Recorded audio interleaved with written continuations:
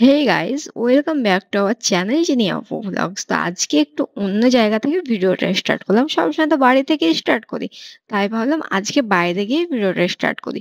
আজকে thumbnail title দেখেই ভিডিওটা বুঝে গেছো কি হতে চলেছে।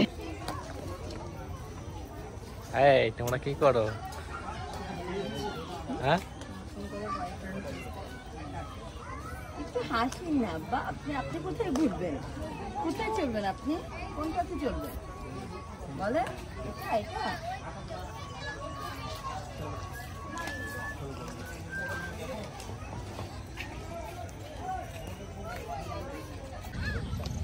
ও স্লাইড করবে বলছে, চলো এদিকে। এসো। এই আপু আসো, চলো। হেভি হয়, আমি তো তাইলে সবার আগে আমি। আচ্ছা ঠিক আছে, আমিও চা সবার আগে, চা আমার চা আগে, চায়ের উপর কিছু নাই, সবার আগে চা। লাইটটা দিকে দাও, লাইটটা ওই লাইট লাইট দিকে দাও।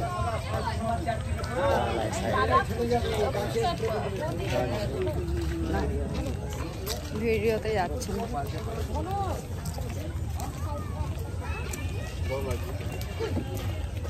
এদিকে আবার নতুন কি বানাচ্ছে, ফুচকা খেতে মন চাইছে, সেম দেখি।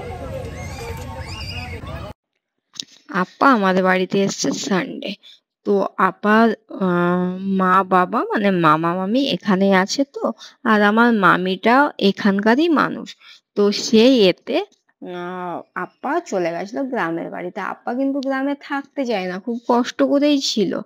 কিন্তু মা যখন আছে, মা জোর করে নিয়ে যাচ্ছে, তাই আপাকে ওখানে 3 থেকে 4 দিন কাটিয়ে আসতে হলো। নিয়ে আপাকে নিয়ে বেরোতে পারিনি। আজকে বললাম চলেন নিউ টাউন থেকে ঘুরে আসি। আমার তো রামপুরহাটের নিউ টাউন একদমই পছন্দ নয়, আমি তো আসিই না এখানে। তো একটু ঘুরতে আসলাম, ঘুরতে আসতে তো কোনো অসুবিধা নেই। তো এখানে সুইং এ বসে বাচ্চাদের সঙ্গে সুইং করছিলাম, আর আপা পাশে বসেছিল। তো আপাকে নিয়ে বেরোতে আমাদের ভীষণই ভালো লাগে। এইবার আপাকে বেশি সময়ই দিতে পারলাম না, আপা তো ওইদিকে চলে গেল। আপা এসেছিল 1 মাসের, 1 মাস থাকবো করে এসেছিল, কিন্তু একটা প্রবলেমে ফাঁসার জন্য আপা 14 তারিখে বাড়ি চলে যাবে, মানে আজকে। আমি ভিডিওটা এডিট করছি 14 তারিখ, আজকে প্লেনে চলে যাবে। এখন হাওড়াতে নেমে পড়লো, মানে এখন 10টা 10 বাজে, তো এখনই হাওড়াতে ট্রেন ঢুকলো বিশ্বভারতী। তো আফিফ খুব মজা করছে, আফিফকে এদিকে ঘুরাতে নিয়ে আসলাম। অপু ওকে মানে সীসা করাচ্ছে, সীসাতে রাইড করছে ও। দেন ফুচকা খেলাম, ফুচকা খেয়ে এখানে একটা তন্দুরি চা খেতে আসলাম। নিউ টাউনের বাইরে এই তন্দুরি চাটা ভীষণই ভালো লাগে। আর এখানে চা খেতে খেতে এতটাই বৃষ্টি চলে আসে যে সবাই স্টোরের মধ্যে ঢুকে পড়েছি। আর তন্দুরি চা খেয়ে আপার এতটা ভালো লেগেছে। আর ঢাকাতে এই তন্দুরি চা 1 কাপ চায়ের দাম হচ্ছে 70 টাকা, আর এখানে সেটা 20 টাকা। তো যাই হোক, আপা বলছে ওখানে তো আমরা কিনে খেতে পারি না। তাই কালকে একটা দোকানে গেল যে আমি এই কাঁসার হাঁড়িতে এইভাবে চা বানাবো। তো বলছে না, কাঁসার হাঁড়িতে চা বানানো একদমই যাবে না। তাই সেই আপা হাঁড়িগুলো পেলো না। আর আমরা চা খাচ্ছিলাম আর গল্প করছিলাম, আর বৃষ্টির মাঝে চা খেতে কিন্তু ভীষণই মজা করছিলাম। বৃষ্টিটা এখনো নেমে আসেনি, আমরা বাইরেই দাঁড়িয়ে চাটা খাচ্ছিলাম।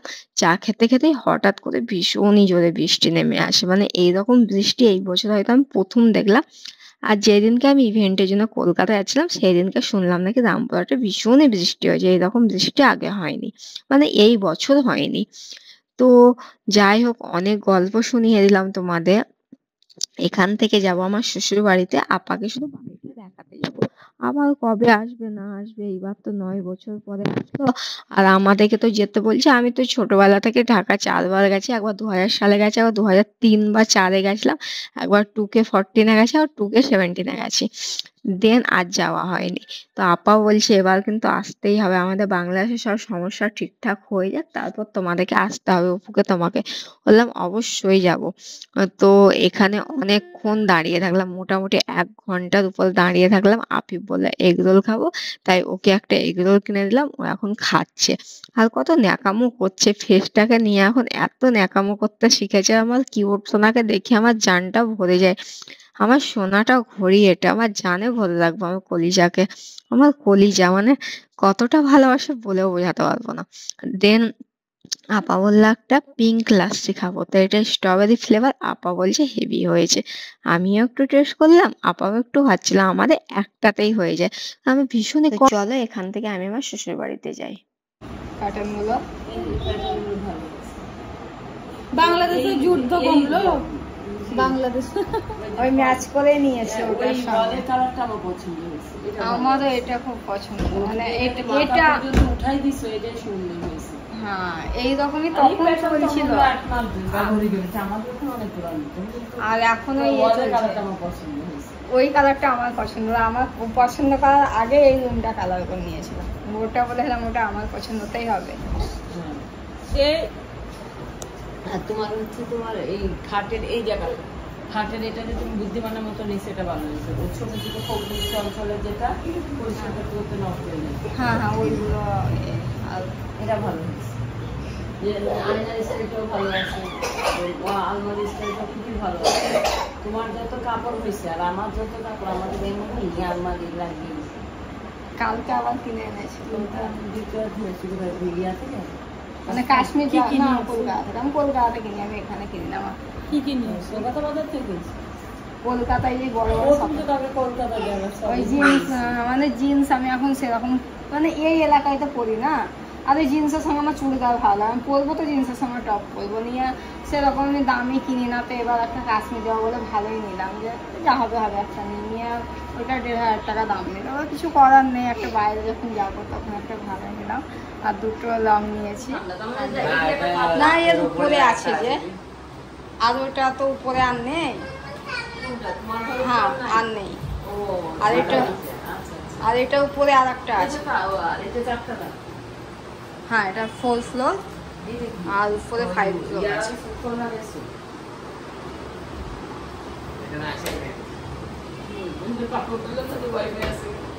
মানে আমরা এখানে এখন চলে এসেছি, ওখানে আপাতত বাস করার মতো জিনিস, তাই সব যখন যেটা প্রয়োজন হয় এখান থেকে নিয়ে যাচ্ছি, আবার নিয়ে আসছি।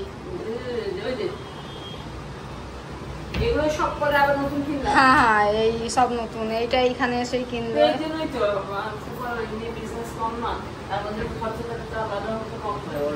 এবার এইখানে এসে না সব ডবল হলো। এই যে ওই বেসিনটার দামই আছে 30,000 টাকা। এবার ওইটা এক্সট্রা খরচা, ওই আমাজনে আলমারিটা 20,000 এক্সট্রা খরচা, ওই পানির মেশিন গিজার এইগুলো সব এক্সট্রা খরচা। কালার করলাম আমরা নিজে, মানে ওদের কালার নিইনি। আর এইগুলো 3D করার জন্য রেখেছি, কিন্তু এখন দেখি কি করা যায়, কোথায় পার্মানেন্ট কোথায় থাকবো ওটা এখন প্ল্যানিং।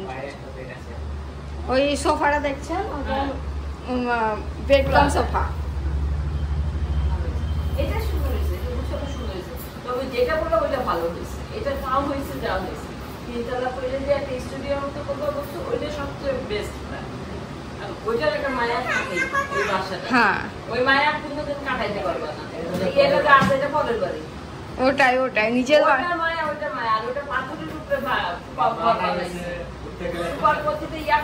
পাথর দেওয়া না। হ্যাঁ হ্যাঁ পাথর, এটা তো পাথর দেওয়া। ফ্ল্যাটে তো পাথর হয় না, দেয় না। হ্যাঁ ওই জিনিসটা ফিলিংসই আলাদা পাথরের উপরে। ভূমিকম্প বা যাই হোক, তোমার ওইটা স্থায়িত্ব হবে তিনতলাটা। কি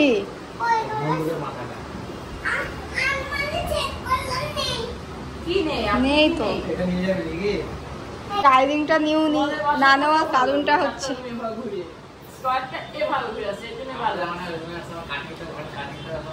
পছন্দ করে না। আমি তো বুঝতে পারিনি যে দুটো রুম বাইরে হওয়ার পর আরো দুটো রুম পাবো।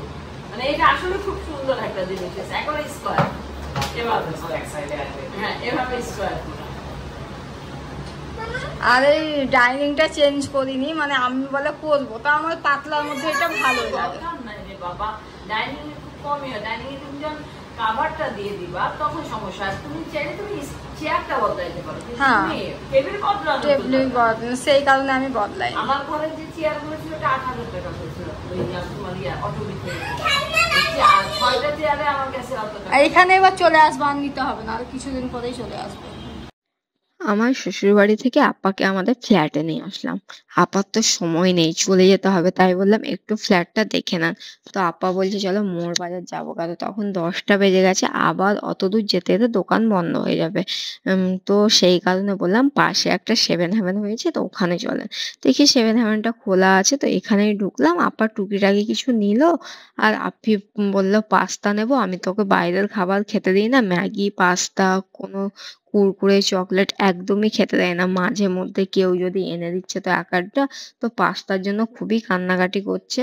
তো আমি বলছি না, আমি বাইরের খাবার পাস্তা ম্যাগি কিছুতেই খেতে দেবো না। তো ঠিক আছে, তুমি কান্নাকাটি করছো যখন একটা নাও, তোমাকে সপ্তাহে বা 10 দিনে একদিন করে অল্প একটু করে বানিয়ে দেবো।